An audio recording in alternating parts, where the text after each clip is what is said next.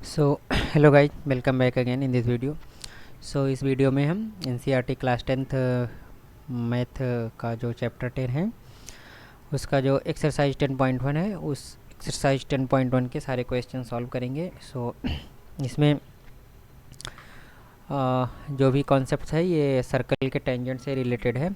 सो इसमें सबसे पहला क्वेश्चन जो है दिया गया है कि how many tangents can a circle have.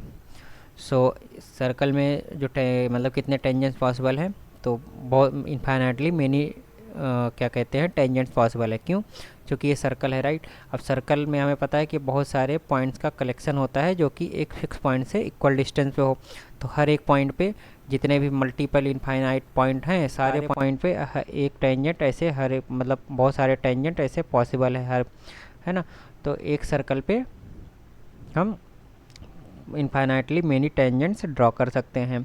फिर दूसरा जो क्वेश्चन है वो फिल इन द ब्लैंक्स के बारे में है। तो a tangent to a circle intersect it in one point. तो इसमें एक हो गया वन पॉइंट पे जो टेंजेंट होता है वो सर्कल को एक ही पॉइंट पे इंटरसेक्ट करता है, वो हमने पढ़ा था, राइट। यहाँ पे एक ये मान लो ये पॉइंट है और ये टेंजेंट है, तो टेंजेंट जो है सर्कल को एक पॉइंट पे इंटरसेक्ट करता है।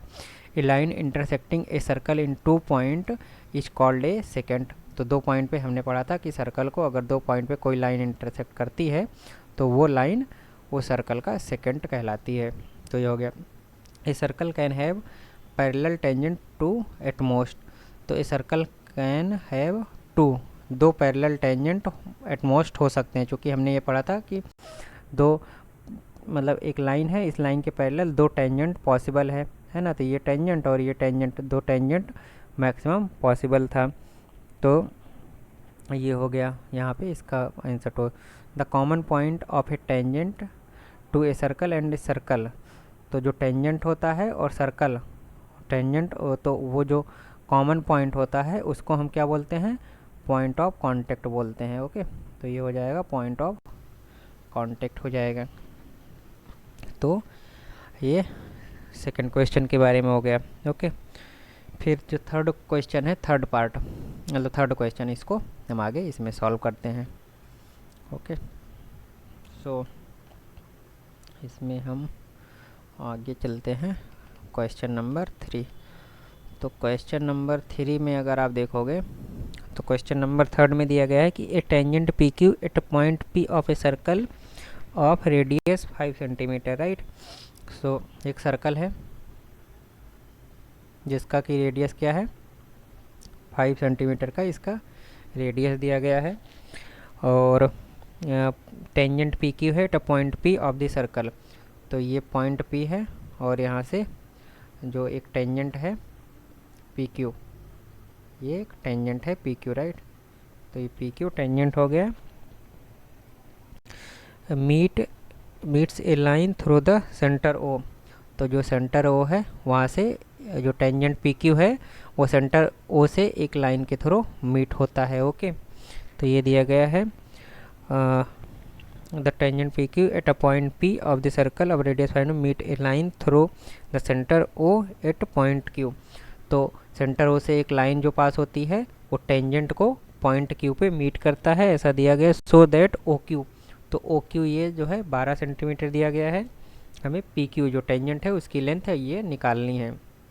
तो हमें पी क्यू की जो लेंथ है वो कैलकुलेट करनी है, गिवन दैट ओ पी जो है वो 5 सेंटीमीटर है और ओ क्यू जो है वो 12 सेंटीमीटर 12 सेंटीमीटर दिया गया है।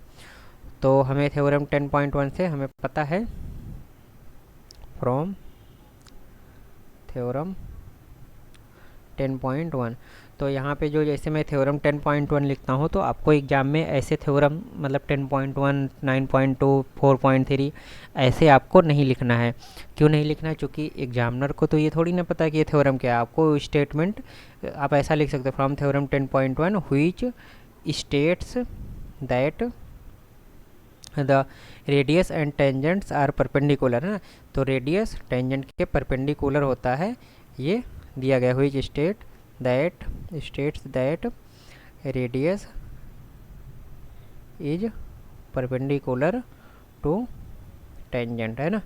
तो रेडियस टेंजेंट के परपेंडिकुलर होता है, तो इसीलिए जो एंगल ओ पी क्यू है वो 90 डिग्री होगा। सो राइट ट्रायंगल, जो राइट ट्रायंगल है O P Q, right triangle O P Q में यूज पाइथागोरस थ्योरम, यूज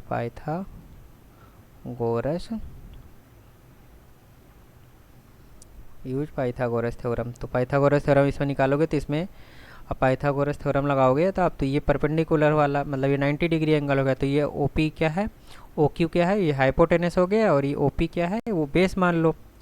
तो O Q square plus O P, right, O P का square plus O P का square plus Q P का square, right. अब हमें P Q या Q P, इसको P Q ही लिख लो, पी क्यू निकालना है, राइट।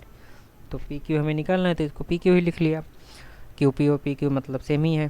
तो अब पी क्यू अगर हमें निकालना है तो ओ क्यू का स्क्वायर, ओ क्यू का स्क्वायर कितना है, वो दिया गया है 12, तो 12 का स्क्वायर माइनस 5 का स्क्वायर, है ना। अब इसमें एक तो हो गया कि आप इसका एक्सपेंशन पता हो कि 12 का स्क्वायर क्या होता है 144, और इसका 25 वो 25 होता है।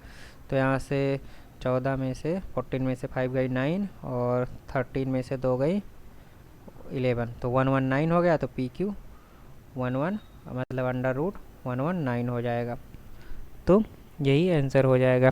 तो उसमें जो क्वेश्चन दिया गया है थर्ड पार्ट में, तो ये इसका आंसर हो जाएगा। ओके, बट इसका दूसरा भी तरीका होता है सॉल्व करने का, यहाँ से डायरेक्ट, जैसे आपको पता है कि ये ए स्क्वायर माइनस बी स्क्वायर ए प्लस बी और ए माइनस बी होता है, ये हमें पता है, राइट।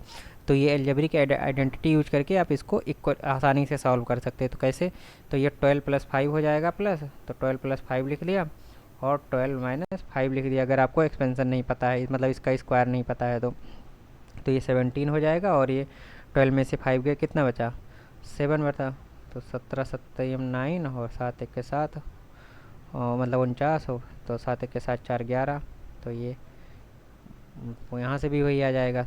तो कभी कभी ये लगाना ज़्यादा सिंपल हो जाता है। ओके, सो ये हो गया। फिर क्वेश्चन नंबर 4 जो है उसमें दिया गया है, क्वेश्चन नंबर 4 में कि draw a circle and two line parallel to a given line. तो एक सर्कल है, हमें एक सर्कल ड्रॉ करना है, draw a circle and two line parallel to a given line. तो एक गिवन लाइन के पैरेलल, ये एक गिवन लाइन है, इसके पैरेलल एक सर्कल और दो लाइन ड्रॉ करना है, that one is tangent and other a secant to the circle. तो एक सर्कल और एक लाइन दिया गया, तो इसके पैरेलल ही इस लाइन के, जो मान लो ये एक्स वाई लाइन है, इस लाइन के पैरेलल दो लाइन हमें ड्रॉ करना है, जो कि एक टेंजेंट होनी चाहिए और एक सेकेंड होनी चाहिए। तो ये एक लाइन हमने पी क्यू ड्रॉ कर दिया, ये पी क्यू लाइन जो है वो सेकेंड हो गई, सेकेंड ऑफ सर्कल, है ना, and parallel to X Y.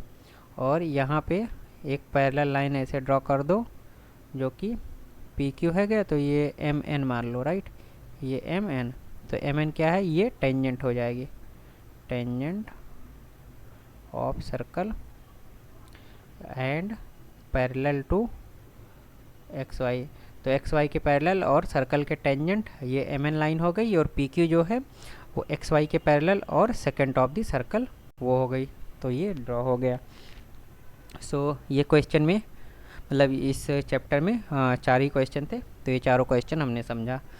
तो किसी मतलब ये शायद सिंपल ही मतलब क्वेश्चन थे, आसान थे। स्टिल अगर कोई डाउट है तो आप कमेंट बॉक्स में लिख कर पूछ सकते हैं। तो नेक्स्ट वीडियो में हम इसके आगे जो कॉन्सेप्ट है वो पढ़ेंगे, और है ना, तो नेक्स्ट वीडियो में हम मिलते हैं उस कॉन्सेप्ट को समझने के लिए। इसके इस एक्सरसाइज के बाद जो भी कॉन्सेप्ट्स है वो सब हम समझेंगे। ओके, सो इस वीडियो में इतना ही है। Thank you very much.